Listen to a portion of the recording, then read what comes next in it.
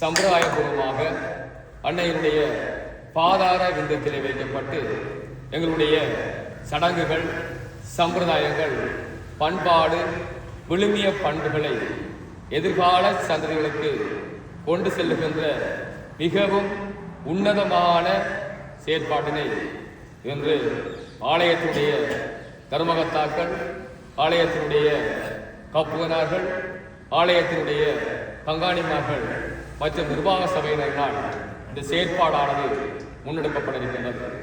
இங்கே பட்டயம் என்கின்ற விடயம் எங்களுடைய ஆலயத்தினுடைய மரபுகளை தொட்டு காட்டுகின்ற, இங்கே பின்பற்றப்பட்டு வருகின்ற விடயங்களை சொல்லுகின்ற ஒரு செய்தியாக காணப்படுகின்றது.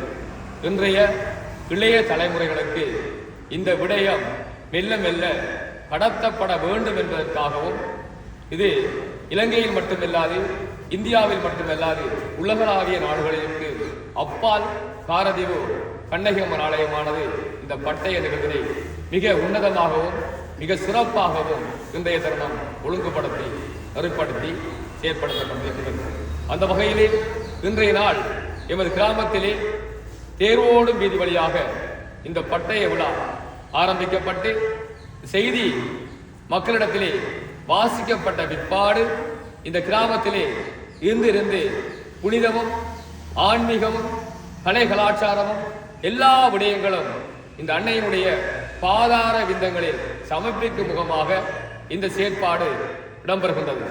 இங்கே அன்னையானவள் காலவெளியிலே கிராமத்தில் இருந்து வருகின்ற கொடிய நோய்கள் எல்லா வகையான தீங்குகளையும் எங்களிலிருந்து அகற்றி நல்ல எண்ண சிந்தனைகளை எங்களிடத்திலே உருவாக்குவாள் என்ற எண்ணப்பாடுடன் எங்களுடைய மூதாதையரினால் கொண்டு வரப்பட்ட இந்த விடயம் இன்றைய தருணம் இந்த பட்டய நிகழ்வானது வைபவ ரீதியாக ஆரம்பிக்கப்பட்டிருக்கின்றது.